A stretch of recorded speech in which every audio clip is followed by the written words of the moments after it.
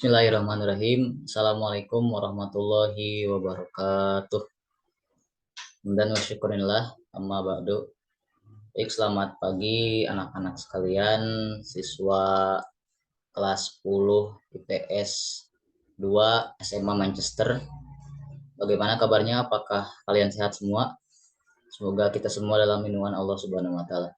Oke, sebelum pembelajaran dimulai, alangkah baiknya kita berdoa terlebih dahulu. Silahkan untuk ketua murid, ya kamu alurkan untuk eh, memimpin pembacaan doa untuk semua siswa. Baik, jika sudah, eh, sebelum dimulai, Bapak akan atur terlebih dahulu untuk kehadiran siswa pada hari ini. Yang pertama, Fredrin, hadir? Hadir, oke. Iriatel, hadir? Hadir, baik. Leslie, hadir? Hadir, oke. Karena semuanya sudah hadir, maka kita akan lanjut ke pemateri hari ini.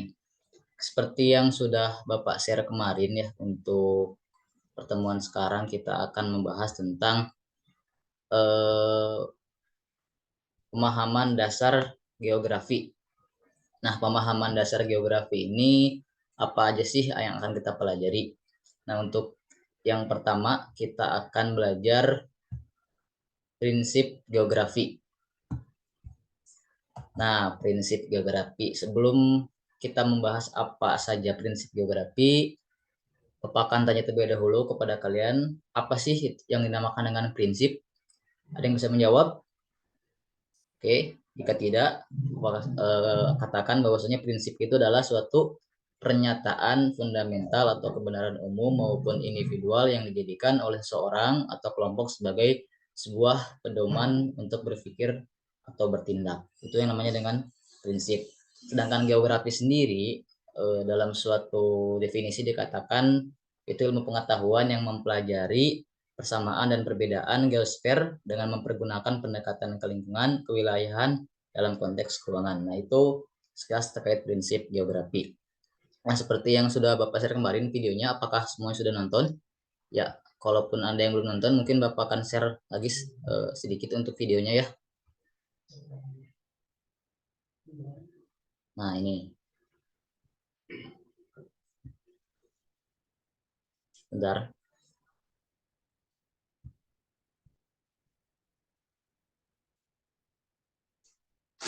Oh, rupanya ada sedikit eh, kendala ya. Mungkin di skip aja untuk videonya, takutnya lama ini. Karena mungkin Bapak pun sudah share kemarin untuk video pembelajaran, maka kalian pasti harus sudah nonton semuanya. Lanjut untuk pembelajaran yang pertama terkait prinsip geografi. Nah, prinsip geografi ini ada 4 macam. Yang pertama ada prinsip distribusi, ada prinsip deskripsi, ada prinsip interrelasi, dan juga prinsip korologi.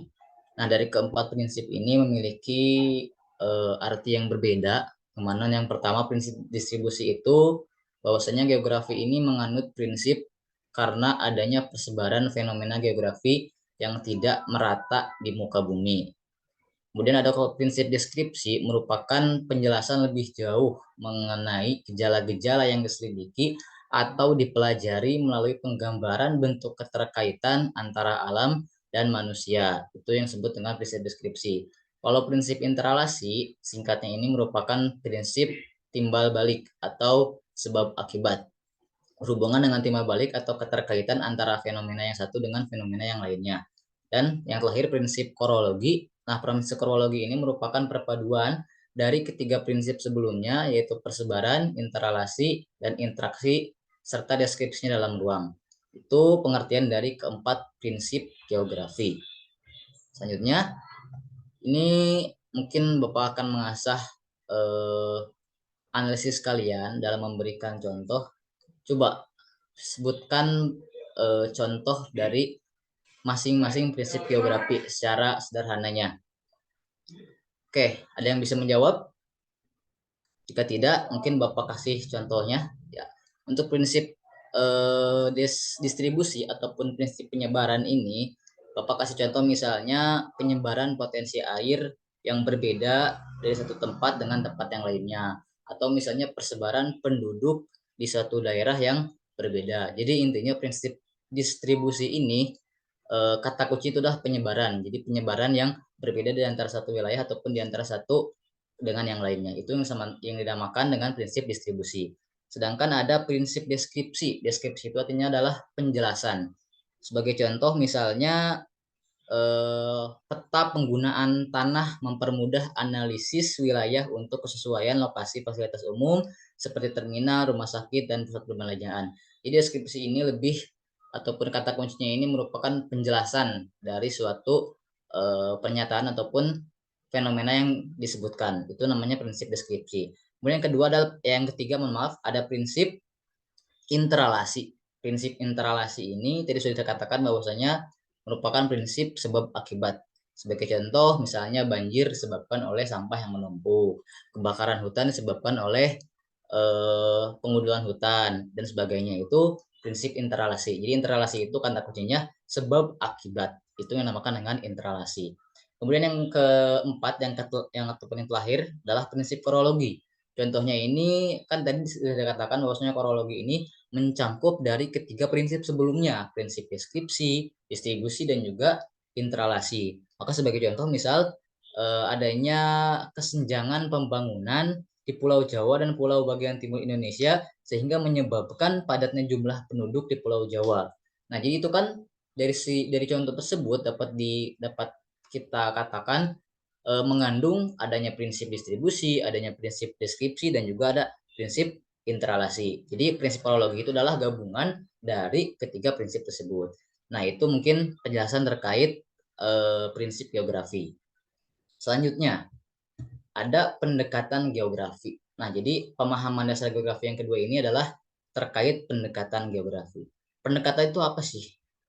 Ada yang tahu apa artinya pendekatan? Mungkin jangan disamakan dengan PDKT gitu ya. Karena pendekatan yang dimaksud di sini adalah pendekatan sebagai titik tolak atau sudut pandang kita terhadap proses pembelajaran. Istilah pendekatan merujuk kepada pandangan tentang terjadinya suatu proses yang sifatnya masih sangat umum. Itu yang disebut dengan pendekatan. Nah, dalam geografi pun ada yang namanya pendekatan geografi. Pendekatan geografis ini ada tiga. Ada pendekatan keuangan, ada pendekatan ke lingkungan, dan juga ada pendekatan kompleks wilayah. Atau dalam bahasa Inggrisnya dapat dikatakan keruangan ini adalah pendekatan spasial. Kalau pendekatan ke lingkungan ini pendekatan ekologis, dan pendekatan kompleks wilayah ini ke pendekatan regional. Itu dari pendekatan geografi. Nah, di sini jelaskan pengertian ataupun perbedaan dari ketiga pendekatan ini. Yang pertama, pendekatan spasial ataupun pendekatan keruangan ini merupakan ataupun menganalisis gejala geografis berdasarkan penyebarannya dalam ruang yang membahas aspek-aspek ruangan meliputi faktor lokasi, kondisi alam, dan kondisi sosial budaya masyarakat. Itu yang dinamakan dengan pendekatan keruangan. Kemudian ada pendekatan yang kedua, yaitu pendekatan ke lingkungan ataupun ekologis, merupakan pendekatan ekologi yang menekankan hubungan antar makhluk hidup dan komponen lingkungan hidup lainnya. Sedangkan yang terakhir itu ada pendekatan kompleks wilayah ataupun regional, merupakan gabungan antara pendekatan keuangan dan pendekatan ekologi. Nah, jadi mungkin dari kalian dari anak-anak pun bisa memahami ya ataupun bisa membedakan apa itu pendekatan keuangan, apa itu pendekatan ekologi, dan apa pendekatan regional. Seperti itu. Misalnya sebagai contoh, Bapak ambil contoh untuk pendekatan ke lingkungan ataupun ekologi ini kan hubungan antar makhluk hidup dan komponen lingkungan hidup lainnya. Misalnya manusia ataupun orang-orang di sekitar sedang membersihkan halamannya, itu kan suatu hubungan interaksi antara manusia ataupun makhluk hidup dengan komponen lingkungan hidup lainnya. Itu tentang pendekatan geografi. Selanjutnya, yang terakhir ada materi keterampilan geografi. Ada yang bisa menjelaskan apa itu ataupun apa yang dimaksud dengan keterampilan? Siapa? Ya, kamu, Zilong, silahkan. Oke, bagus. Ya, keterampilan ini dapat dikatakan sebagai kemampuan yang dimiliki oleh seseorang, di mana kemampuan yang dimilikinya bentuk dari implementasi dari sistem pelaksanaan pekerjaan atau aktivitas kegiatan. Nah, itu yang dinamakan dengan keterampilan. Dalam geografi pun setidaknya ada 5 keterampilan geografi yang harus dimiliki oleh seorang geograf. Apa saja? Nih. Nah, keterampilan geografi yang pertama ada observasi, yang kedua ada analisis, yang ketiga ada pemetaan, yang keempat ada klasifikasi, dan yang kelima adalah deskripsi. Silahkan dari kelima ini ada yang bisa menjelaskan salah satu ataupun mungkin bisa semuanya. Siapa? Silahkan jika ada yang bisa silahkan aku acungkan tangan. Ya, kamu, Mia, gimana? Oke, cukup, cukup. Yang lainnya gimana? Ya, Balmon, silahkan. Oke, terima kasih, terima kasih. Nah, dari mungkin Bapak pertegas lagi ya untuk keterampilan geografi di sini. Yang pertama ada observasi. Observasi yang dimaksud merupakan kemampuan utama dalam memahami konsep geografi. Hal-hal yang diamati dalam prinsip observasi geografi ini adalah segala fenomena geosfer yang meliputi atmosfer, hidrosfer, litosfer, biosfer, dan antroposfer. Itu terkait observasi. Kemudian kedua adalah analisis. Analisis ini merupakan kemampuan menjelaskan ataupun mengidentifikasi, menganalisis hubungan interaksi dan interrelasi antar fenomena geosfer. Itu disebut dengan analisis. Kemudian ada juga keterampilan pemetaan.